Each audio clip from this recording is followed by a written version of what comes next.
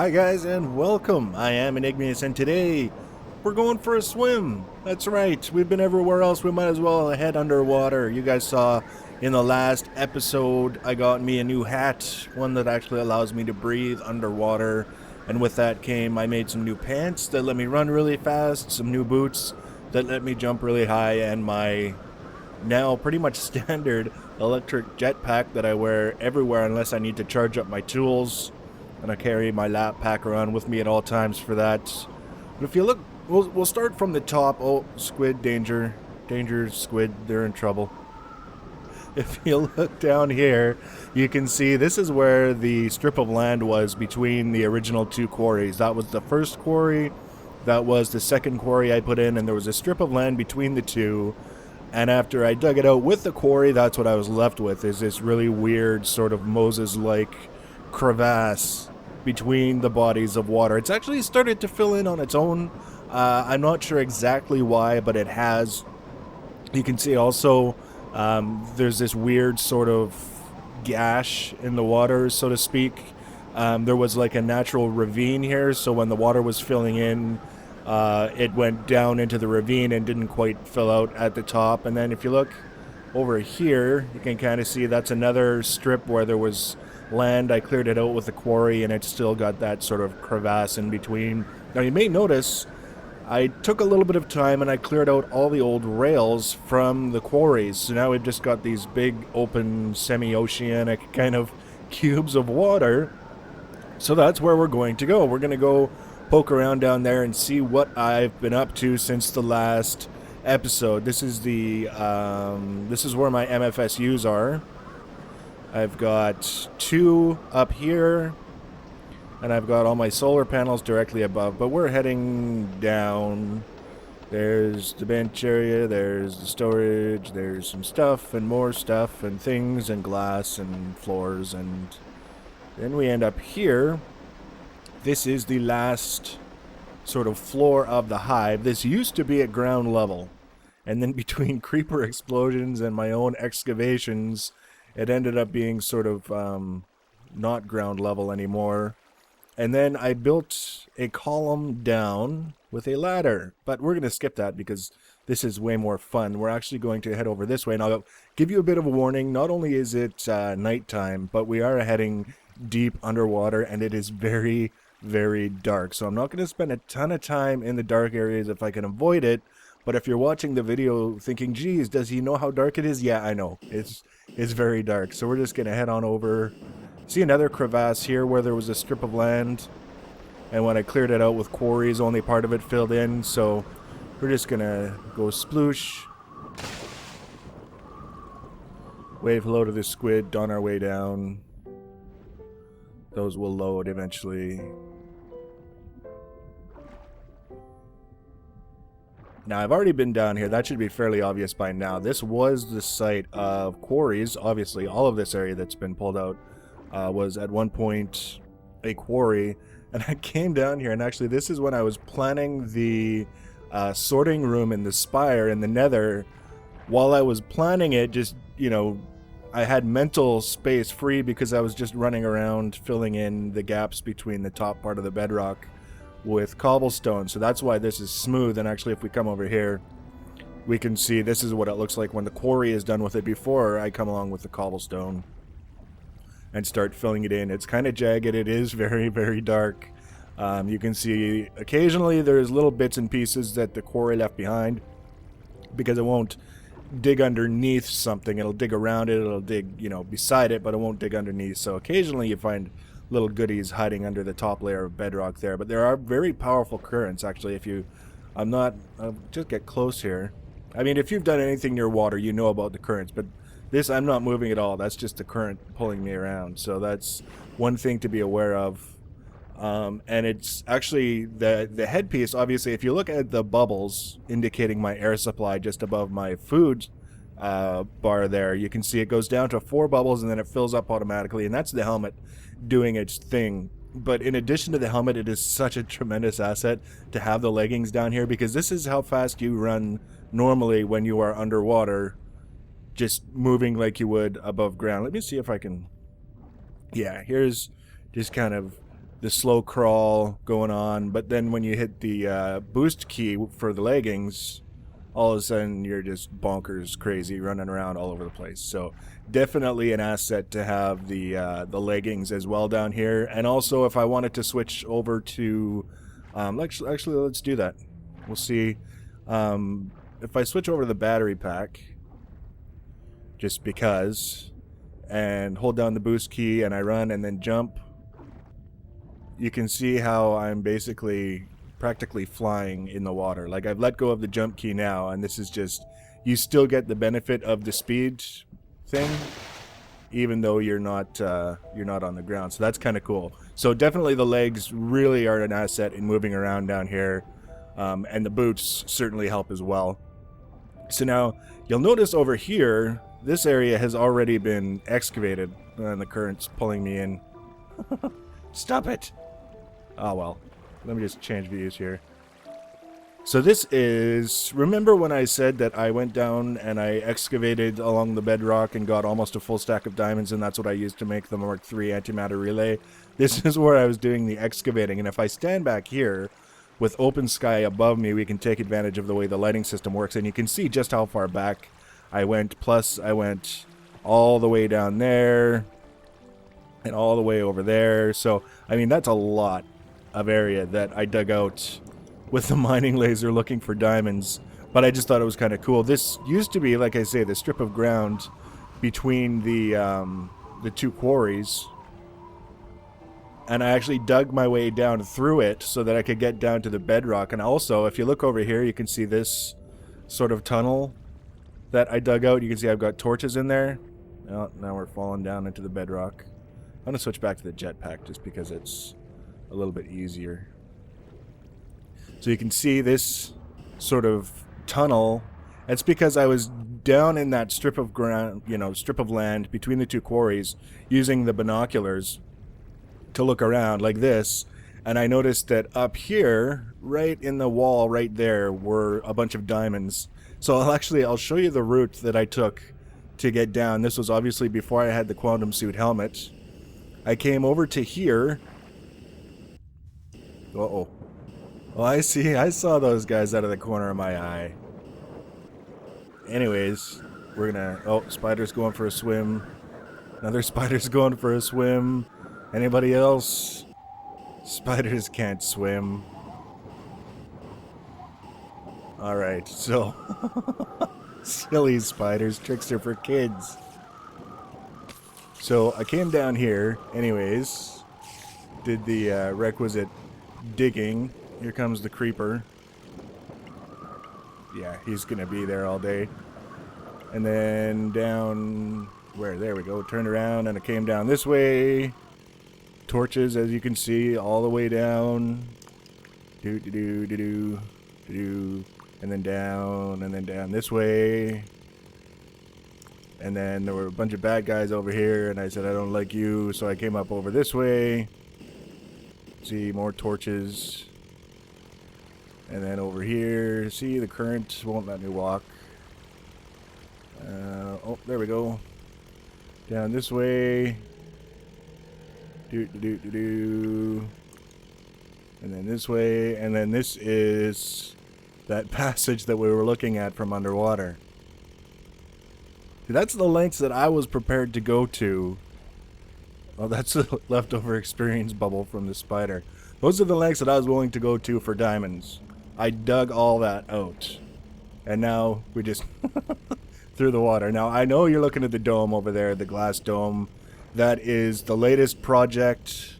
I'm actually kind of happy with the way it turned out. As with everything, it's kind of a work in progress, but we're off to a good start with it, and we're actually going to head in there now and take a look around, or very, very shortly anyways.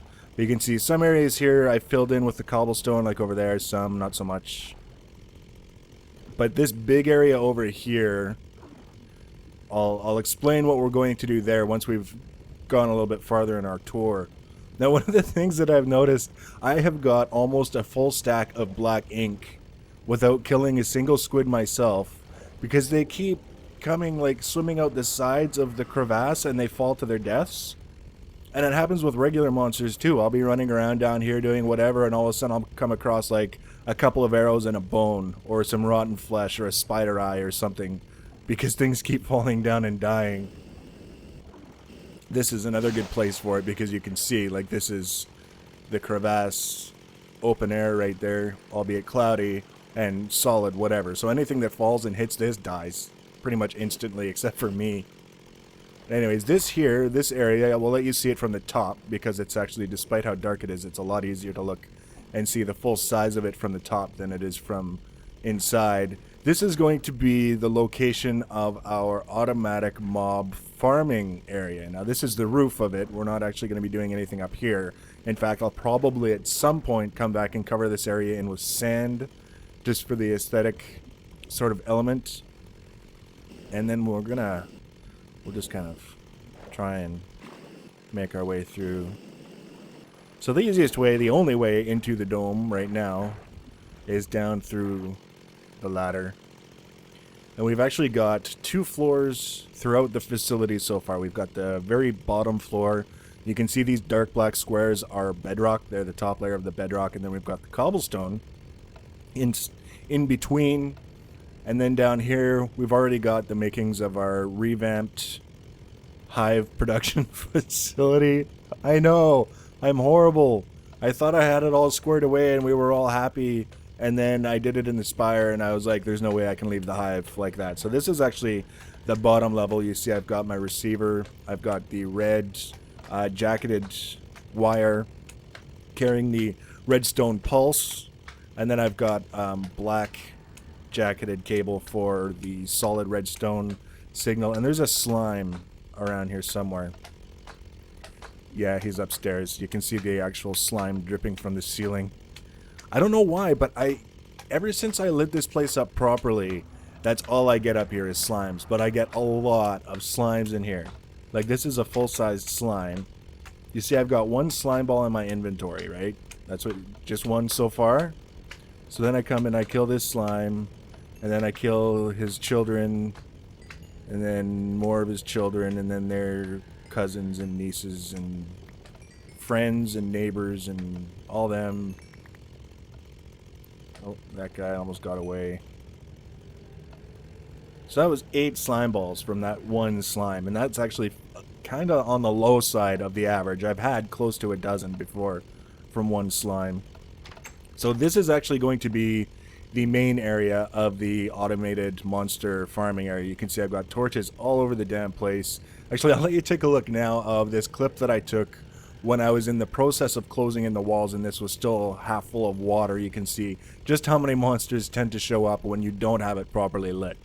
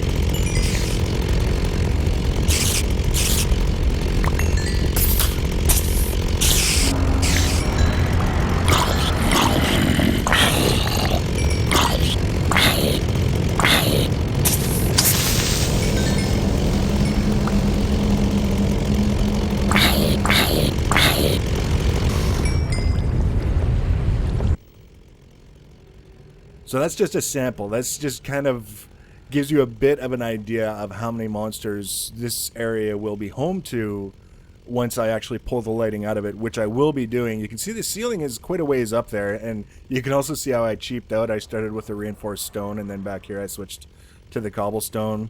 I like the dripping effect that shows that there's water up above. That's kind of cool. But this will actually get cut off at some point right here. So this will be the height of it'll be 3 blocks high for the area where the monsters spawn, and then I'll have a maintenance area above, and I've also got a maintenance area below, so if I need to do any wiring or lighting or anything like that. And we're going to do it with frames and motors, or at least I'm going to try to. And the whole idea so far, the plan, and I have to do a lot of testing and goofing around with it, is you can see how wide the room is. Actually, no, you can't because it fades off. It's wide, obviously. It's about 64 blocks wide, and there will be basically sort of a wall that moves back and forth like this all the way to the other side, and just as mobs spawn, it just kind of pushes them all to this side.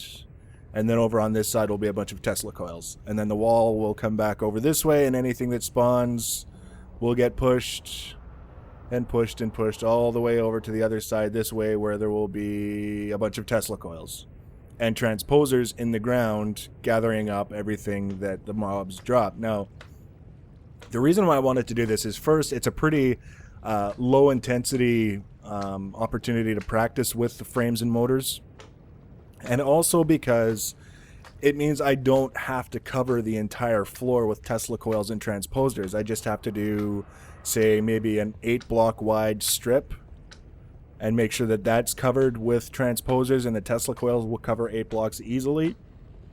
And then just have the wall pushing the mobs back and forth to where the Tesla coils are, instead of trying to put the Tesla coils where the mobs might spawn, which is quite a large area. So that's the plan so far. But before we do that, we have, of course, some more facilities that we need to put into place. This is the revised sorting area, and frankly, I absolutely love the look of this. It's so compact, and it's the exact same concept as the Spire. Is basically it's being sorted in terms of processing by the filters above each of the machines. So this one will grab coal and macerate it into coal dust. It's not running right now. It's not done yet. All I have left to do is do this sorting for the finished goods. Basically, it'll be coming out of here. This is just temporary while I was doing some testing, but the sorting thing will be coming out here, and between filters and item sorters will basically be covering all of the sorting. And then once that's done, all I have to do is switch over. You saw the item teleport pipe down there already. I just have to switch it on, basically, and switch off the one up in the hive, and all of the stuff from the quarries will switch over to coming down here, and it'll be just so much neater, so much more organized. And I've been messing around a lot with covers. These are actually, I can show you.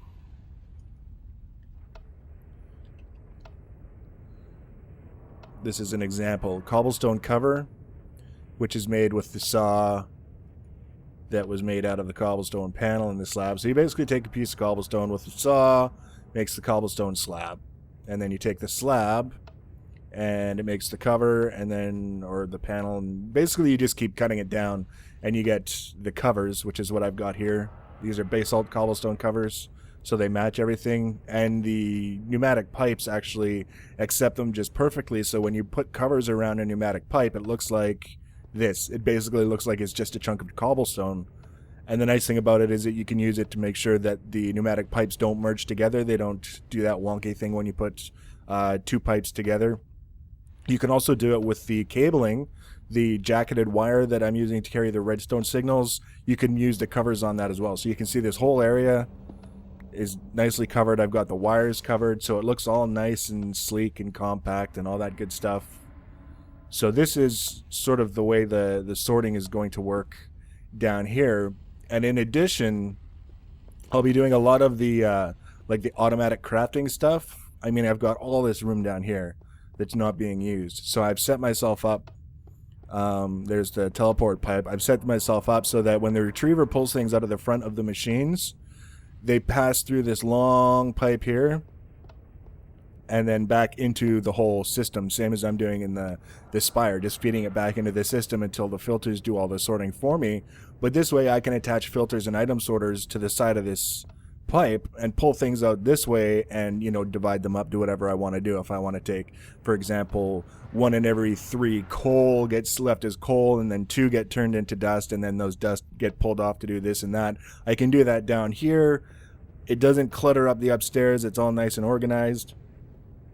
And ultimately, it should be the final step in my sorting solution for the hive, because frankly, version 3 is plenty. I don't think I need to do more than that. So the last thing we have to cover today, actually there's 2 more things we have to cover, and we need to go outside to do it. My legs are almost out of charge, but we'll have plenty for what we need to do. So I need a place where I can do testing, because we've built structures, we've worked on sorting, we've done things with the machines, and now it's time to really get into some of the more intricate stuff. And I need a place where I can just, I've got access to power, I've got access to bluetricity, I've got access to redstone, I've got access to everything I need without having to run back and forth between this place and that, and be able to set things up and leave them there and pull them down and take them apart and store things and do whatever. So that's what this whole area here is going to be. So basically from the dome over and all the way down and over is going to be one great big experimental hangar that will actually, it's going to have a glass roof, because, I mean, come on, we're underwater. Why would you not want a glass roof so you can look up and say, ha ha ha, I'm underwater? But it's also going to be made out of obsidian, basalt, cobblestone, and reinforced stone, because we want to be able to run the risk of blowing things up from time to time. So that means the ceiling has to be fairly high, because we don't want things blowing up underwater with glass ceilings and taking out the ceiling. And we also want the floor to be nice and resilient and not have to worry about stuff like that. So that's what this area is going to be set aside for, is the experimental hangar. And then once we've got that set up, then we can start messing around with the frames, get a handle on that, make sure we're clear on how they're going to work, whether or not they're going to work. Then we can set up the frames in the automatic monster farming area, get that going, just because. Do we need thread and eyes and rotten flesh? No, but we're doing it because we can. And that's sort of the whole idea, because we're underwater. Why are we underwater? Because we can be underwater. And it's just, for some reason, just being somewhere where you can't normally go, it would be like being able to work under lava. After a while, you're just like, you know what, I would love to be able to work under lava just so I can say that I'm working under lava. That's about where we're at. And then I also want to, I'm going to do a little bit of messing around with pumps, and I want to try and see if I can't smooth out this water thing. I want to get rid of these crevasses that just make it look ugly. I want to get rid of that big gash across the top of the ocean. I don't know how that, you know, that doesn't really fit with anything. So there's different things that we can do underwater, but primarily I want to keep an eye on the practical stuff, and that means getting the hangar into place as soon as possible. That's going to be a huge job. That's going to be one of those, start planning something else while you're just laying bricks for hours on end. But we'll do it. We'll do it and we'll get it done. And then we're going to do some crazy stuff. We're going to start, first of all, like I say, we'll do the frames and motors for the automatic mob farming area, but we're also going to start testing some of the things that we'll be putting in our next major nether project. So there's going to be a lot of really crazy stuff going on there, and we're definitely going to want to have a place where we can spread it out and just tinker around and get things done. And I'll definitely be including you guys on a lot of that stuff, because that's really the meat and potatoes of Tekkit. Anybody can, you know, vanilla Minecraft, build bricks, put stuff, you know, make structures, but it's the technology and the tools and the machines that really define Tekkit for me. So that's what I'll be oh no, squid. No, not the squid. Squiddy. Did you at least leave me some ink? Yes, he did. See, you guys thought I was kidding. No, that's where I get all my ink these days, is suicidal squid. So that's it. We're underwater, and we're going to be underwater for a while. I hope that appeals to you guys, because if not, I'm not exactly going to crawl up into the desert and do it all up there. So I hope you're enjoying the series. If you're enjoying the series, make sure you let someone else know who might enjoy the series. And I will see you guys soon. Take care.